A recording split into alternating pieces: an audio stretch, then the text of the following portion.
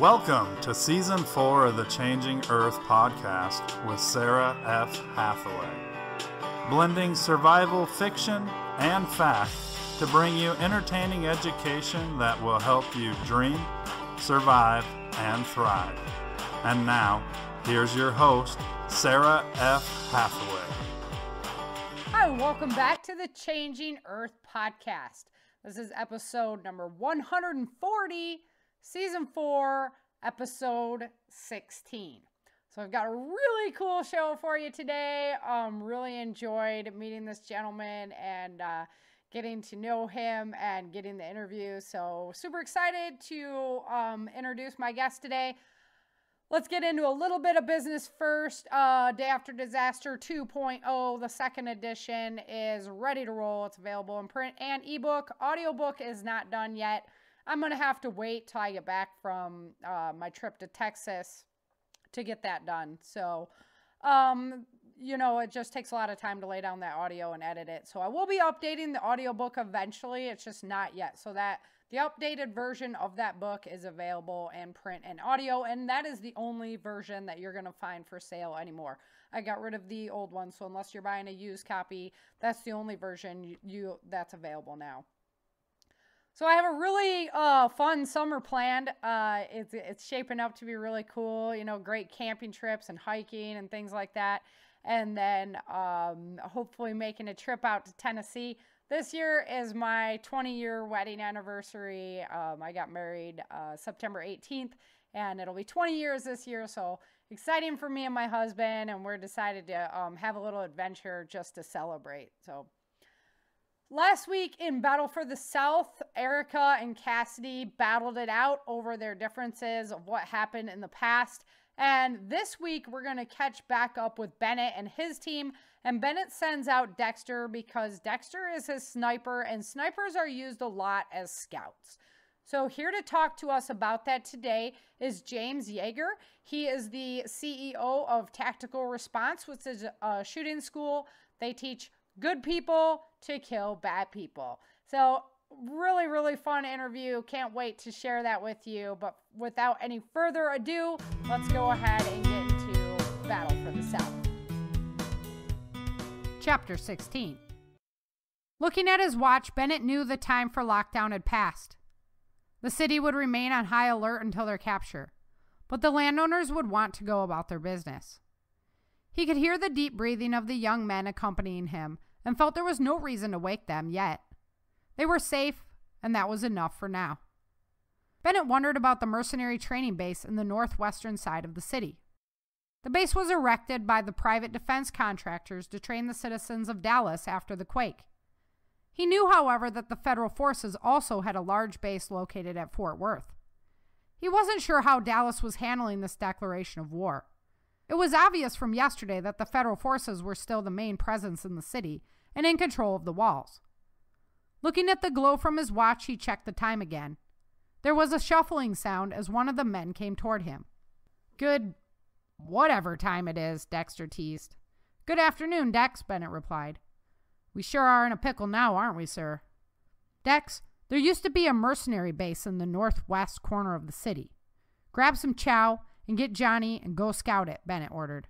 "Yes, sir," Dexter replied calmly. Dexter went back to his pack and lit his candle.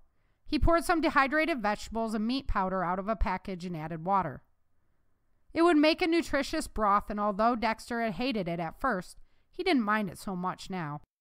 It fueled him up, and he could carry a lot of it without taking up too much space in his pack. As he slowly warmed the liquid in the cup, Johnny awoke. As Dexter drank the nutritious broth and chewed on the vegetable and meat sludge at the bottom, Johnny started heating his liquid. Bennett was beginning to respect these two young men more and more.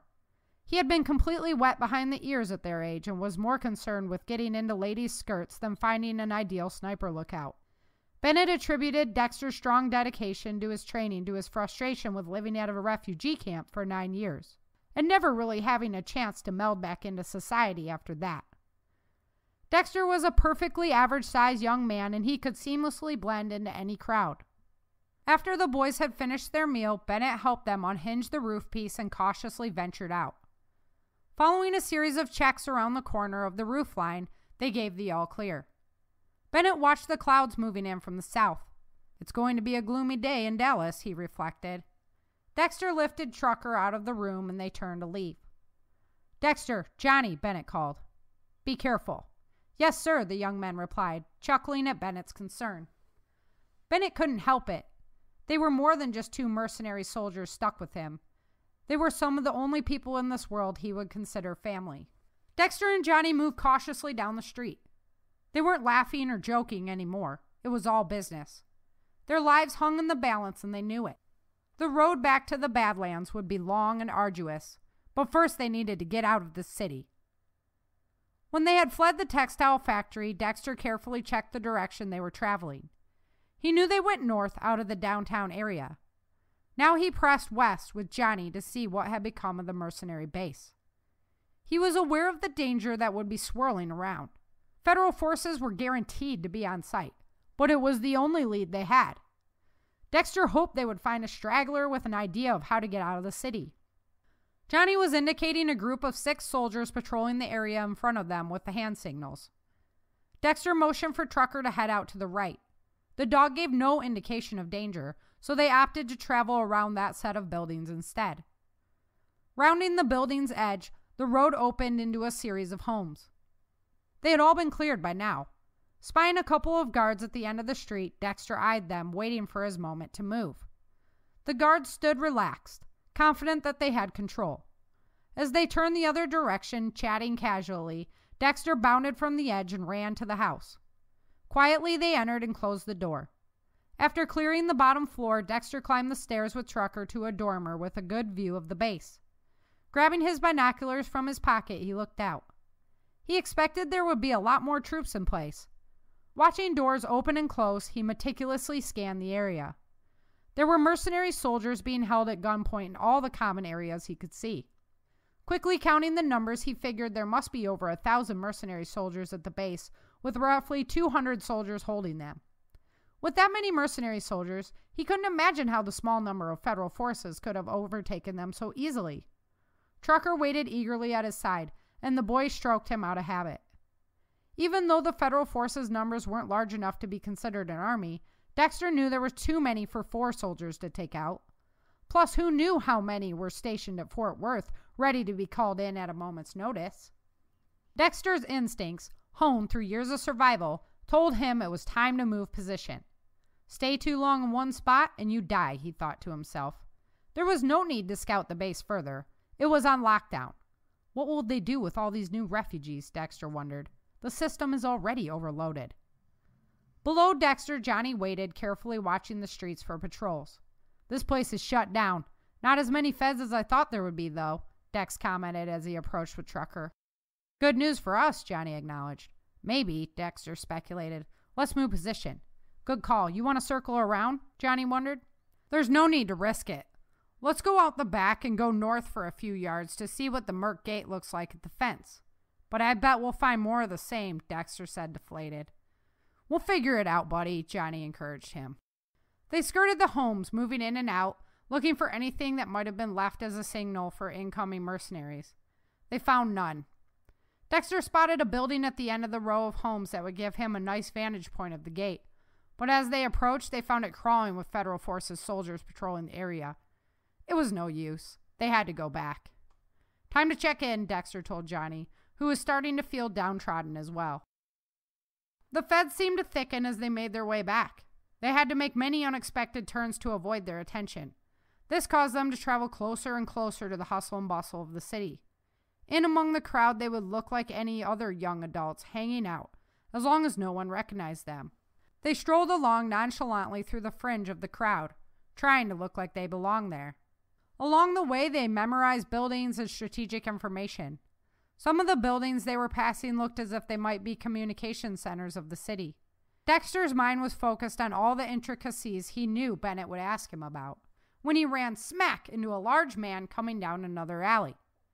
"Excuse me, sir," Dexter said immediately, hoping to avoid a confrontation. Johnny chuckled at his clumsiness and Trucker growled softly. "It's okay," the man stammered as he regained his footing. He stared at Dexter for a moment and a rush of recognition ran over him. "Dexter? Is that you?" the man said, looking into his eyes. No freaking way. Rob? Rob Duncan? Dexter exclaimed. What in the world are you doing here? Actually, I'm looking for you. Dad sent me, Rob explained, looking around. Come on, we got to get you off the street.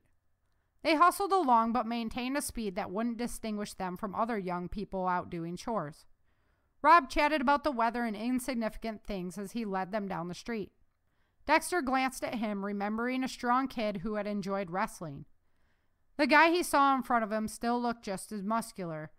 He used to wear his brown hair longer, though, and now it was cut short. Can we trust this guy? Johnny whispered to Dex. 150%. Rob and I are like brothers. Our families left California together, and we grew up together at the refugee camp. I've told you about Rob, Dexter reminded him. He's the one whose family your mom and dad rescued after the Great Quake, right? When they sent you to the Lotus camp with Star, who you had just met? Johnny asked, trying to recall the story. Yeah, at least my grandma was at the Lotus camp, though, Dexter sighed, still disappointed that he didn't get to see her again. Anyway, they killed the guy causing all the problems and made it home. Brought a ton of supplies with them, too. That's when I met Rob. And since then, we've been like brothers. Ain't that right, Dex? Rob interjected, having overheard their conversation. That's right, bro. Built a lot of good memories in that crap hole camp, Dexter added. They turned down another road lined with homes, each with flower gardens and vegetable gardens. Rob led them to the door of one of these homes. Is this cool, Rob? Whose place is this? Dexter wondered. It's my place. Well, my parents' and my place. Dad got a big promotion and we got clearance to leave the Las Vegas camp and come here, Rob explained. That's how Dad knew you were in trouble. Thanks, Rob. I'm so happy for you guys, Dexter exclaimed. He was excited for his friend, but also jealous. It seemed as if their life had certainly improved. Harold's knowledge of communications technology took him far up their ranks in the federal system. They got a nice cushy house while Dexter was forced to go on the run. But he loved Rob like a brother. He wanted to be happy for Rob, and he pushed his negative feelings aside. I heard that your folks found your grandparents. We rooted for them through the trial, which was complete BS, by the way, Rob declared. What happened to you, Dex? I joined the mercenaries after we got to my grandparents' place. I just couldn't act like nothing had happened, Dex told him. I get it. You were digging training in Vegas. Who's your friends? Rob wondered, petting Trucker carefully. This is my faithful companion Trucker, and this is my partner in crime, Johnny McClintock, Dexter teased. McClintock? Is this General McClintock's son? Rob wondered. I sure am, Johnny replied confidently. I'm so sorry, Rob said sadly. The federal forces have arrested him. They are holding him in Kansas City. I know. Thanks for your concern, Johnny replied. The federal forces uncovered evidence of the mercenaries working with the resistance movement. They've been blasting it all over the airwaves. The federal forces have taken control of all mercenary bases. The soldiers can either join the federal force or be transferred to refugee processing centers along with their families. The constitutionalists on the federal governing board were also implicated and removed.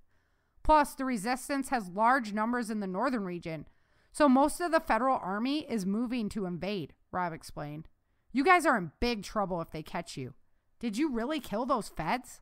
We had no choice, Dexter explained. They talked about the details of their journey after Dexter had left the FEMA camp with his family and the shadows began to grow longer. The activity and voices on the street increased. Dexter looked that way, concerned. Don't worry, Dex. It's closing time, Rob assured him. Let's go into a back room just in case, Dexter urged Rob. It's time to move, he told himself. Rob led them to his apartment in the back. He had his own sitting room, bedroom, bathroom, and mini kitchen. Just as they entered, they heard the front door open.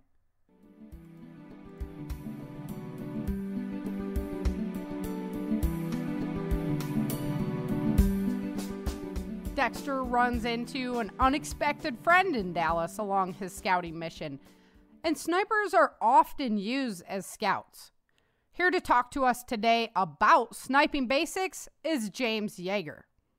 James Yeager owns Tactical Response. He was a law enforcement officer with a career spanning undercover, patrol, canine, and SWAT assignments.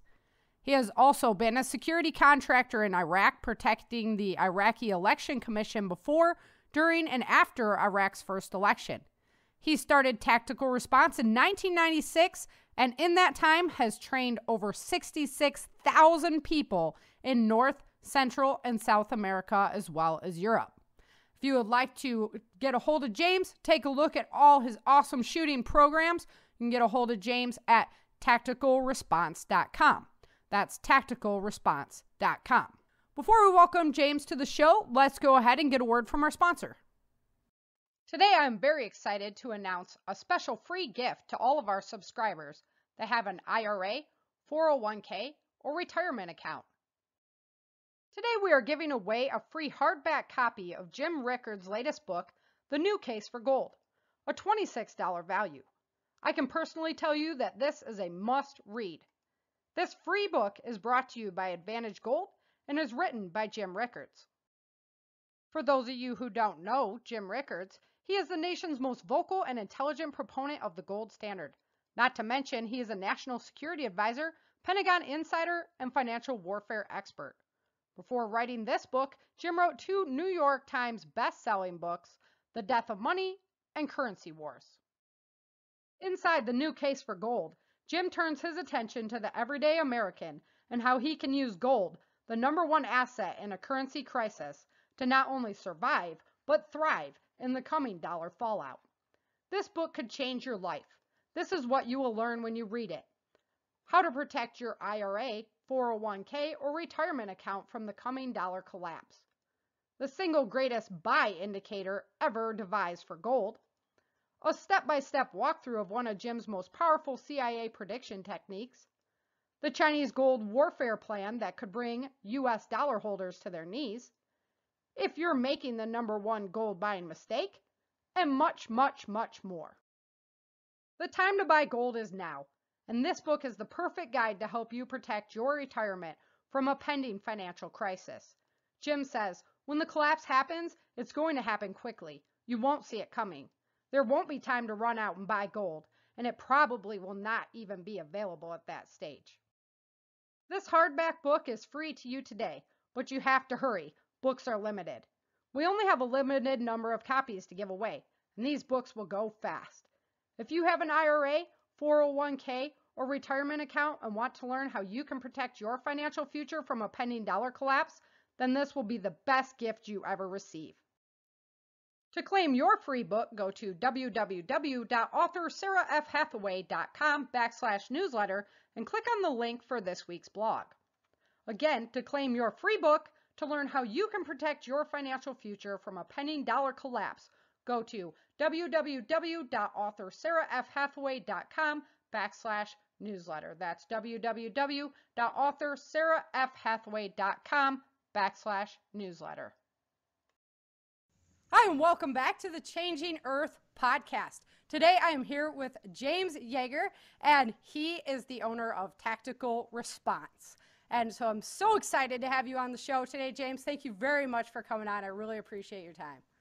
No, it's great, and doing things like this are kind of a break from my routine, so I enjoy talking with new people and new crowds and stuff like that, so it's my pleasure to be here. Awesome. Thank you. Like I say, sniper information is what we're going over today, and I just want to do a brief overview because a lot of people, aren't in deep. They don't even know about rifles and things like this, so I don't want to get too in-depth, but I just want to kind of scratch the surface. So why don't you go ahead and introduce yourself, tell the audience a little bit about who you are, what you do, and why you are the expert on this topic. Oh, well, I refrain from using the word expert, but okay. Certainly I'm a student of the craft. But basically, I was born here in Tennessee. I grew up shooting guns very early age. Guns have always been a part of my life. I became a police officer. I worked undercover, patrol, SWAT, and things like that. I got a chance to go over to Iraq and do high-risk security contracting, protecting the Iraqi Election Commission before, during, and just after the first elections in Iraq. Started the company this training company while I was still a cop as a part-time job, and it's grown and grown and grown. That's what I've been doing full-time ever since. And last year in 2017, we had a little over 6,000 students, and that's me in a nutshell. That's spectacular, man. I would just die to get a chance to come out and do some training, even though I don't plan on going overseas. But well, you have the chance now. I'm inviting you to come as my guest whenever you get ready. Awesome. I would love that. I like to get in and get nitty gritty, and I'm just 5 foot nothing, 100 and nothing, but I'm all heart, So all it takes is heart. Right. Excellent. So like I say, I wanted to talk to you a little bit about the sniper craft today. So when you're looking for somebody who is ideal at making these long-range shots that really make a difference in the game, what kind of temperament in a person are you looking for? Well, I got to stop you right there and go backwards. Okay. Sniping is not about long-range shooting. People, if we look up the definition of a sniper, it's somebody that shoots from a point of concealment. Okay. And so long-range shooting is part of what a sniper is, but it's a very small part. Now, it's important and all that, but some sniper shots are less than 100 yards. And so as soon as people start talking about sniping, they think about these miraculous 1-mile shots and things like that. The majority of sniper shooting is at relatively close distance within several hundred yards, and certainly most of it is well under 1,000 yards. What makes a sniper is the fieldcraft part of it, mission planning, and the hides. Oh my gosh, I thought I turned that off. My apologies. It happens. But it's the aspects that most people don't even consider, like the concealment, the stalks, and all of the strategy that goes along with it. And the primary focus of a sniper is not to shoot. It's to gather intelligence. It's to sneak in, see things, report those back to the higher ups. The shooting part really is secondary to a sniper's objective, and especially in a military context. And so on that point, I'm going to pick your brain here just for a minute. I've been so curious on how you would take all this gear, because usually, we'll get into this later, but usually you have a spotter with you as well. And how do you carry all that gear under concealment and get into those areas? I mean, well, you don't. And simply, there's many different ways to do it, but the longer the distance the sniper has to travel, the more stuff he has to take. Right. And so at first he might have a huge pack on, and then as he gets relatively close, let's say a mile from where he's going to be, he'll drop a lot of that living gear, his sleeping bags or whatever, stuff like that. He'll drop that, get his ghillie suit out of his pack, and then walk further, and then maybe for the last part of it, put his ghillie suit on if he's going to be extremely close. To the concealment suits and stuff like that are not used as often as people might think they are. That's for getting really, really close. And most of the time, the sniper wants to be far enough away that he can avoid detection. The last thing he wants is to be detected. Right. Yeah, that was one of my curiosities, because I'm like, usually these guys are kind of on their own. And so how are they managing to get in so close with all this stuff that you got to carry? I mean, we talk about go bags in the survival community, and you're looking at 50 pounds of stuff. So that's good to know. And I wrote that accurately into my book then. Most of the go bags that people have are full of useless stuff. Right. Yeah. Like stuff that they confuse like a get home bag with a survival bag, and they're like, they got fishing gear in it so they can walk 8 miles home and things like that. And right. That's why we tend to have too much stuff. Uh-huh. Yeah, I'd agree. I really, the book that you wrote, High Risk Civilian Contracting, like I told you before we started up the interview, some great lists in there. I mean, spectacular lists on what is the nitty gritty that you need in your go bag. And yeah, we might need to stock some extra food or something if you're planning on going a super long distance. But like you say, is it an A to B bag, or are you planning on surviving off this thing for long term? So that would be the big difference. Right. Okay, so let's talk a little bit about rifles. What is the major difference between, your common rifle that you would pick up to go hunt a deer, and if you were looking at making, I'm going to go back to a longer range shot, what kind of rifle would you suggest for this position? They're the same. They're the and same. I mean, there might be some subtle differences, but a Remington 700 that your grandpa used to hunt deer is not that indifferent than the M40 based on a Remington 700 that Marine Corps snipers have used in the past, and things like that. It's, again, if we go back to the definition, it's somebody that shoots from a point of concealment. And I mean, yeah, any quality product, even if it's meant to be a hunting arm, could be used very easily. as the rifle, now, right. Right. So, I mean, and a lot of people, when they start thinking about sniper rifle, they start thinking about these heavy barreled, heavy guns and a bipod. Well, snipers have to shoot from different positions, standing. They might have to use field expedient props and things, and having an extremely heavy rifle doesn't work out a lot of the time. So, if you build a gun to be shot on the ground, that's where it's going to be shot, but that's not where your shot might be. Right, and when we're talking, moving in on that distance too, how heavy of a gun do you want to be carrying with you the whole time? I mean, that's right. That's just more added weight that you don't need. If I could add one more point about the hardware, scopes help you see better. They don't help you shoot better. And so a lot of times people want to get this super magnified scope and turn it all the way up. Now, every movement, every heartbeat, everything is making that scope move. And so what I would tell those folks is you can go ahead and turn the magnification up, find your target, then back it off as much as possible to make the shot. And that's a point that a lot of people that have never had any training, they don't really understand. But right. I was reading about the parallax turrets. And so that's kind of similar. They said, like, if you don't have a high magnification scope on your rifle, then you're not going to be dealing with that problem pretty much at all. So we can get into that later, because I'm sure I was like, what is this? I know wind, and I know, right? Trust me. A lot of that stuff is just nonsense. Is it? Okay, it's just to fill up the internet with useless information. Yeah. Excellent. Right. Yeah, that's why I was like, you know what, I need to have this conversation, because there's so many like myths about it that. Well, the thing is, I could teach you 90% about what you need to know about sniping in 4 or 5 days. 100% would take 10 years. A lifetime, right? And that's the truth of it. We got to just keep learning. That's why I love, I love. Well, but I think 90% is good enough. Right? Yeah, if you can make the shot, then I would think that's good enough. So if you were going to, so I have, my son actually wanted me to ask this question because one of his friends wants to go into sniping for the military and stuff. Where would you suggest that he begins? Go in the Marine Corps. Right? Just go in and start training. Yeah, they're just like shooting, and we play a lot of airsoft, and they all want their sniper rifles and this and that, and I'm like, you guys, you don't need these sniper rifles. How are you going to use them up close?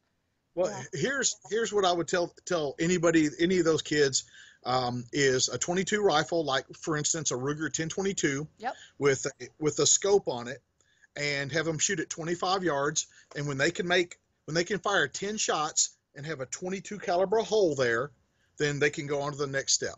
Gotcha. Yeah. It'll take them a while on that. So. Right. Yeah, my son, when he was like 12. We're out shooting my grandpa's old .22, It was just a bolt action before we upgraded to the 1022s. And, I'm shooting the quarter at the target, I'm hitting it every time. I'm like, yeah. My son grabs a hold of it. He can't even hold the rifle up at this point. He's got it on the hay bale. He hits the dime next to it. I'm like, you little son of a... Right? Like, man, I need to go have my eyes checked, I guess, So it's pretty impressive. And they're all, sniper fury. They think that's the coolest thing ever. And I'm like, you guys, it's not all, they have visions of grandeur. Well, tell those boys, one of my instructors here, Jay Gibson, hated high school, especially hated mathematics. He says, I'm going to join the Marines. So he joined the Marines. I want to be a sniper. He said, all we do is math. Oh, yes. Right? Because you're calculating the next shot. How far are they? Yeah, I love that. So tell those boys they better like math. They better be really good at it.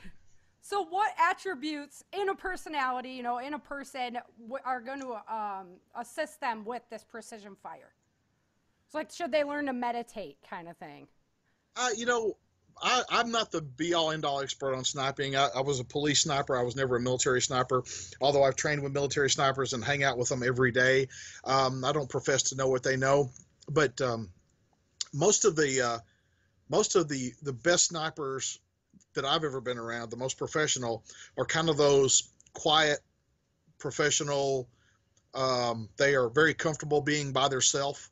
Right. They don't have to have people around them all the time and things like that. And they have to be way above average intelligence. This is not something for somebody that can't apply themselves educationally. Like you've got to be really smart to be a sniper. Mm-hmm. Yeah, that's pretty much what I was thinking. One of the guys that I train with, he was talking to me about, he had like a 15-year-old girl, part of his survival group, and she's running from target to target and already doing the calculations, for the next shot as she's running. And it was phenomenal shooting skills, But at the same time, like you say, it's just that higher mental capacity to be able to, be multitasking in those ways and then calculating shots and whatnot as you're in the move. So. And when people are shooting back, math is a lot harder to do. I bet. I would not doubt that. I love some of the, I didn't love them. I like the little dialogues that you put with the pictures in your books. That it's like, hello, this is reality. This is not the dream that you think it is. It really brought it home. That at the same time you're reading, oh yeah, I got to get all this gear and I got to get all this, and I'm going to be out doing it and everything. It's like, yeah, well, this is kind of what it's really like. And yeah. Specifically I know this might be kind of touchy on the podcast, but the whole drinking the bad water, and then you have the diarrhea while you're trying to protect this person, and who knows what the facilities are like and everything. I mean, they're a hole in the ground. Right? Yeah. That's what I've been down to Costa Rica, and it was pretty much, it's just the basin where you go in, no water in the bathrooms. I'm just like, ah. So yeah, the baby wipes. I always tell people baby wipes. They go a long way in those situations. Yep. Okay, so let's talk a little bit about elevation and the wind speed and stuff like that. Just different considerations, because as a non-shooter, you don't think about the elevation. I can explain it very easily. Awesome. 2 points. Whether you're shooting up or down, always aim low. Period. Okay. And this whole one shot, one kill thing is basically a myth. That's what your spotter's for. So you'll fire the shot, run the bolt immediately. The spotter will call the next shot, and you make the next shot. So second shot hit is real world. Okay. And so that's why your spotter is absolutely imperative. So on the gear end of it, that's why. I don't care if your crosshair is MOA or mils. I don't care. But mils in your reticle, mils on your knobs, and mils in your spotting scope. All three need to match. The same, yeah. Or MOA. It doesn't matter to me as long as all three match, because when that spotter, he also has his crosshair on the target. He sees that your miss is 3 mils high and 4 mils right. He can call that correction to you. You run that bolt, he's called it, and you readjust pow and make that next shot. That's how it works. As far as like touching a windage knob, that's not real. Okay. That doesn't happen. They don't make any kind. Well, you would have to adjust a little bit, right? I mean, that knob never gets touched. Huh. That windage knob never gets touched. Not by guys that are really doing it. Because then they call it, you adjust for the wind and you're on. Right. Yep. You don't have time. You don't have time to touch the knobs. Yep. There's no time. I mean, before the first shot, if you want to do it, whatever, but most of the time, practically, people don't. They make the shot, run the bolt, wait for the call, and make the next shot. Okay, that makes a lot of sense. How many shots do you fire before, like, you were going to change position? I mean, it depend on the situation? Totally situation dependent. That's so many variables that, like if it's a sniper SEAL team doing an overwatch for a group, doing a hit on a building, they're going to shoot and shoot and shoot and shoot and shoot and shoot. Yep. But if it's a sniper team by themselves, they might just they're probably there purely for observation. But if they had to make a shot, it would be one, and then they'd probably scoot. Right. Yeah, that's what I was thinking. I'm like, that is kind of purely how many people are around you. Are you going to even make the shot kind of thing, right? Yeah. Too many variables, and again, that might be outside what I even should be talking about. Right. Okay. Yeah. So that's elevation and wind. So either way, you think to shoot low, huh? Because we're on a huge mountain, and I always have. I don't think it. I know it. Okay. Interesting. you are most likely to miss a shot by shooting over it on angles. Right. It makes sense because I have missed quite a few that way, you know, because I'm like, okay, well, I need to adjust up. I want the perfect shot, you know, so go low and you'll hit more center mass at least. Just general rule on angles, aim low. Okay, either way. All right, I'll follow your advice. We'll see how the skills improve out there. Because the skill is just like... I can't say how your skill will improve, but your technique just got better. Right, okay, all right. I'll give you that. I'll give you that. Okay, so we've established, too, one of my questions was the shooter and the spotter, you know, that there should always be a spotter. So we've kind of established that. Talk to me a little bit about the spotter, though. Like what... It's the same. It's the same. They should same be training?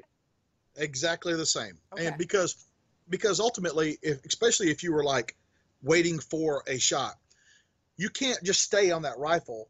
Your neck, your eyes going to start squinting and stuff like that. Right. You'll switch out. Police snipers switch out about every 15 minutes or so, but absolutely trained, absolutely across the board the same. Okay.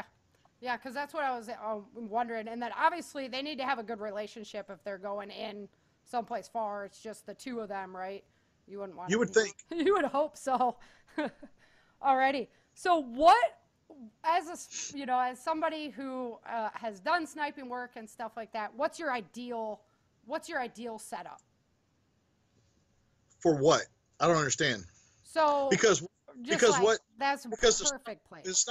The sniper rifle and setup that I had as a police officer was not the same sniper rifle and setup I had in Iraq, and so it's very situation dependent. Now, Gotcha. I will tell you that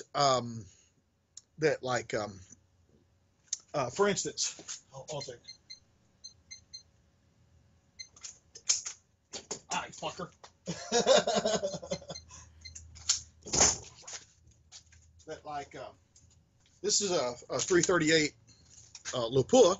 Okay. And this is new for me as far as like having a rifle. Like I've got a 50 cal Barrett, but like having a precision rifle that will shoot like a mile is a relatively new thing for me. Mostly what I've done is out to about 1,200 yards. And so things like this, are very new for me. And like, and so I'm this year I'll be getting more training on this gun. But this gun, what it does is like almost a completely different,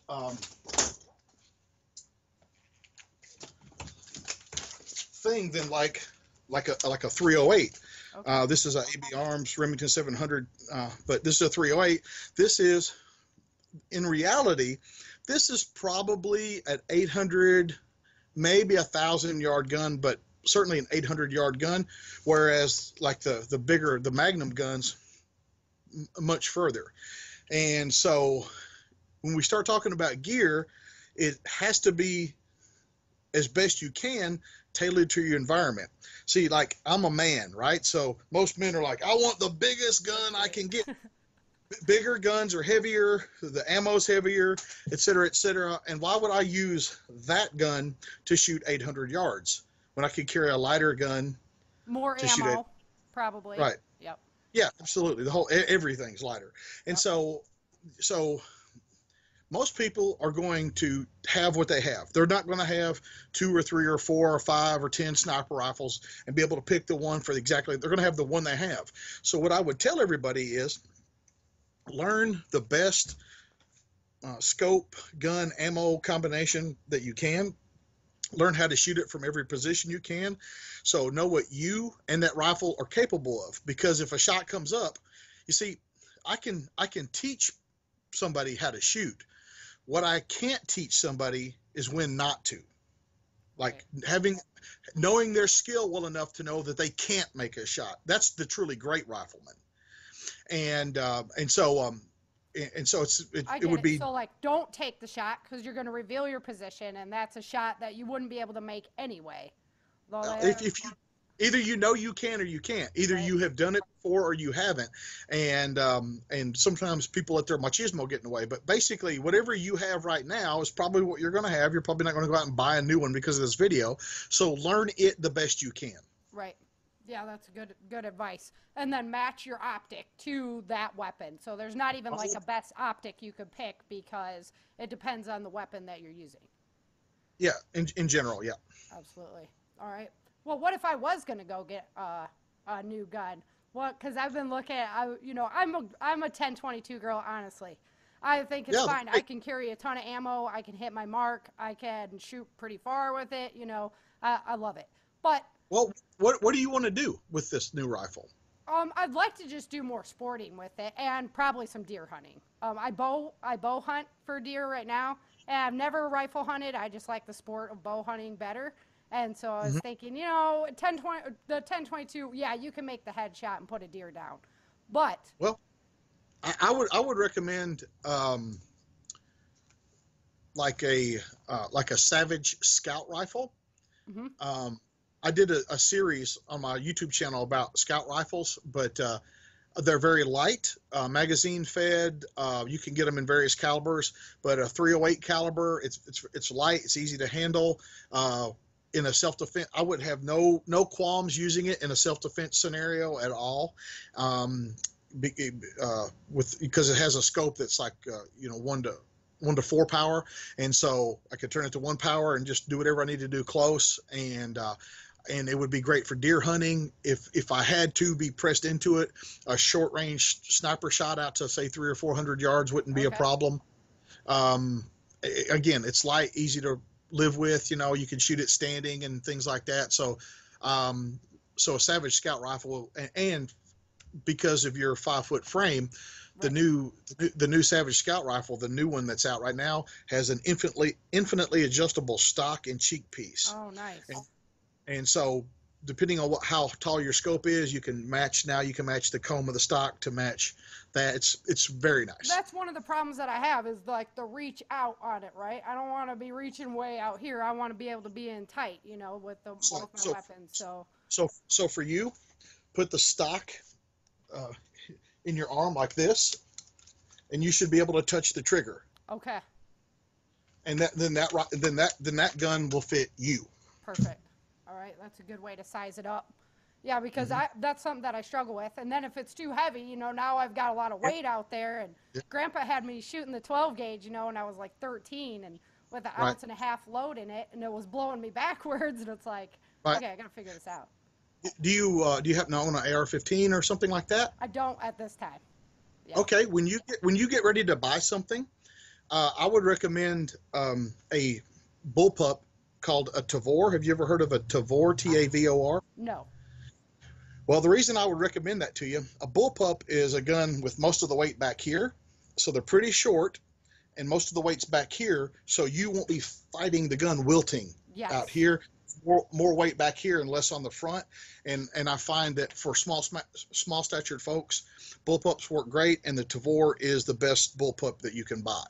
Okay. And so just when you get ready, that's what I'd recommend. That's what I would get. All right. Yeah, I'll check it out because I've been doing a lot of research and nothing. I've just been like, it's a big step for me. And, I'm like, You've got my information now, and I already said I'd train you. So awesome. Like, you're in a matter of fact, come to a class. I'll loan you stuff. You shoot the stuff in the class, like test driving a car. At the end of it, you'll be a more educated consumer. Yeah, that would be fantastic to get that experience for sure. Well, here we. All right, so final question. Let's talk a little bit of the stealth tactics. So how are they covering these mile distances? What is your situational awareness aspects and things like that? Just kind of walk through that area of it. Well, just snipers, in my opinion, should have the mindset 50% hunting and 50% being hunted. And so as they move, they should move stealthily. Things like pretty simple things like not walking on the top of a hill, walking on around the side of a hill and things so they don't silhouette themselves, and general camouflage tactics and things like that people should know, but moving in darkness, especially if you have night vision, moving in darkness and things like that. Anything that you can use to conceal, right, where you're at. The only thing that snipers can't hide from is thermal imaging. Right. And thermal imaging can't see through glass, and it can't see through water. Okay.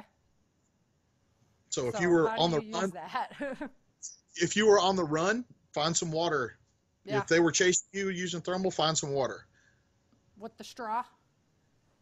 Well, I mean, right? It might be a gun barrel. I don't know. But, fair enough. Yeah. Yeah, that was one of the huge problems in my books.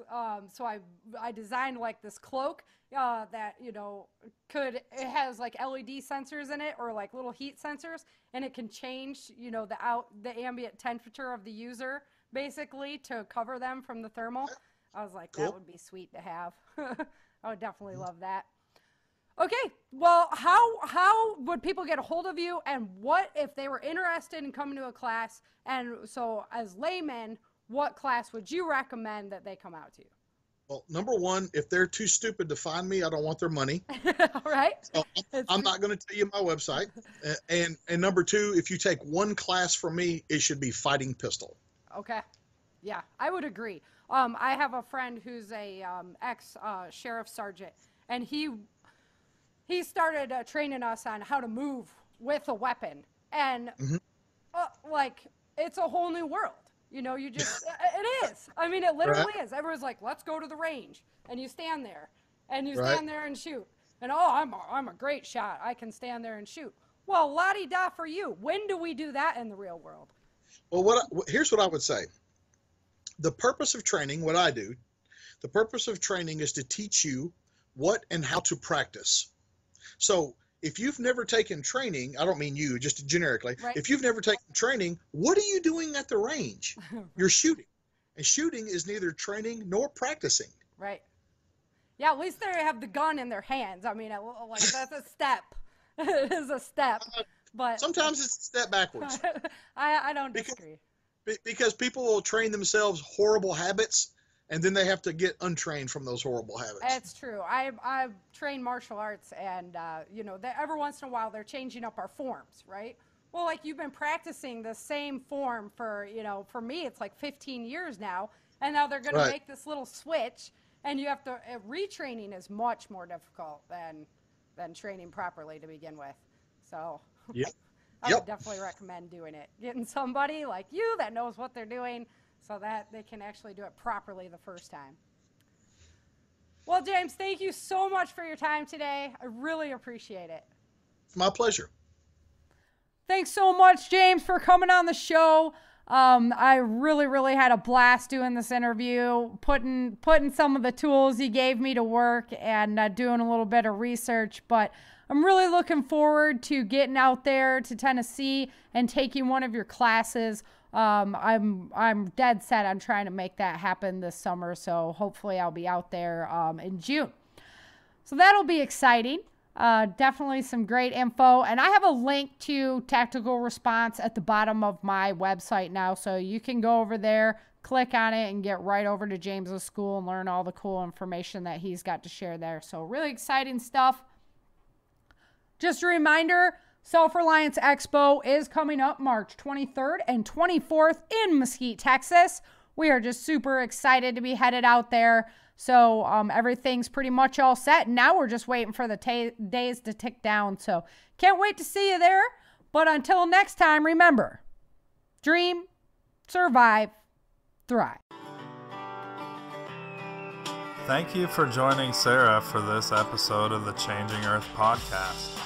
Don't forget to pick up your copy of Day After Disaster, Without Land, The Walls of Freedom, and Battle for the South at www.author.sarafhathaway.com.